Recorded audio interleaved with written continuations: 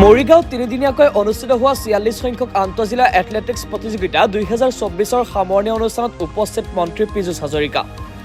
Assam athletics সন্থাৰ উদ্যোগত মৰিগাঁও জিলা ক্ৰীড়া সন্থা আৰু মৰিগাঁও জিলা প্ৰশাসনৰ সহযোগত তিনিদিনীয়াকৈ অনুষ্ঠিত হোৱা ৪৬ সংখ্যক আন্তঃজিলা এথলেটিক্স প্ৰতিযোগিতাখনিৰ সফল সামৰণি অনুষ্ঠানত অসম চৰকাৰৰ মন্ত্ৰী পীযুষ হাজৰিকা সমন্বিতে অসম এথলেটিক্স সন্থাৰ বিষয়ববীয়াসকল, অসম এথলেটিক্স সন্থাৰ উদ্যোগত মৰিগাঁও জিলা ক্ৰীড়া সন্থা আৰু মৰিগাঁও জিলা প্ৰশাসনৰ সহযোগত তিনিদিনীয়াকৈ অনুষ্ঠিত হোৱা ৪৬ সংখ্যক আন্তঃজিলা এথলেটিক্স প্ৰতিযোগিতাখনিৰ সফল সামৰণি অনুষ্ঠানত উপস্থিত থাকে অসম চৰকাৰৰ মন্ত্ৰী পীযুষ হাজৰিকা সমন্বিতে অসম এথলেটিক্স সন্থাৰ বিষয়ববীয়াসকল।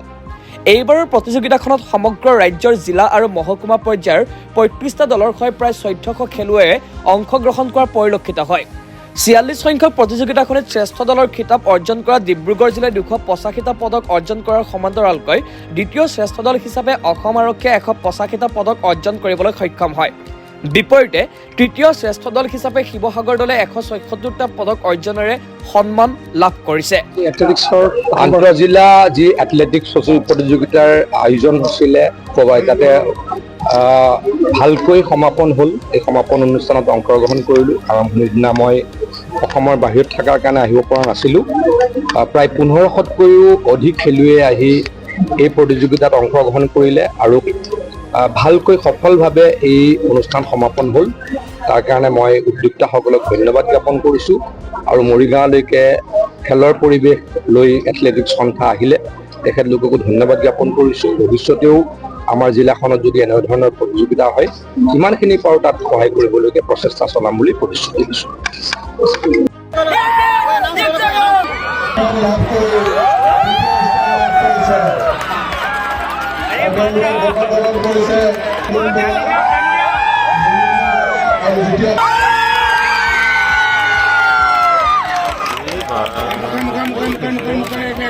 ভালকে ফটো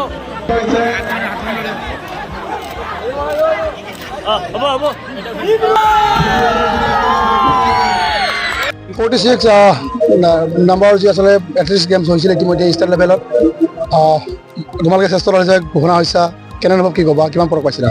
আমি খুব বেছি আনন্দিত আৰু আমি টোটেল 285 মেডেল আমি পাবলৈ সক্ষম হৈছোঁ আৰু আমি সঁচাকৈ বহুত আমাৰ নিজৰ ডিব্ৰুগড়ৰ গোটেইসমূহ টীমৰ যিমানবোৰ কষ্ট মানে গোটেই বছৰটো যিমান কষ্ট কৰি কিনে আহিছিল সেইটো আমি সফল কৰিবৰ কাৰণে পাৰিছোঁ।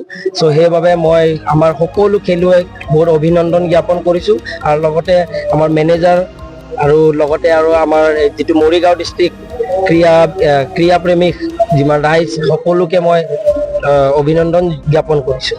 মৰিগাঁৱৰ এইবাৰ যি আচলতে ৪৬ সংখ্যক খেল প্ৰতিযোগিতা অনুষ্ঠিত হৈছিলে, অনুভৱ কেনেকুৱা তোমালোকৰ? অনুভৱ সঁচাকৈ মানে বহুত বেছি ভাল।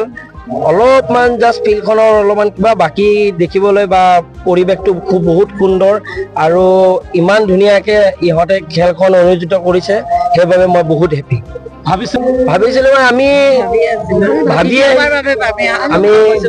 যোৱা বছৰো আমি লখিমপুৰত শ্ৰেষ্ঠ বঁটা পাইছিলোঁ আৰু আমি ভাবিছিলোঁ যে এইবছৰো আমি পাম আৰু সেইটো সকলোৱে সঁচাকৈ কৰি দেখুৱাইছোঁ।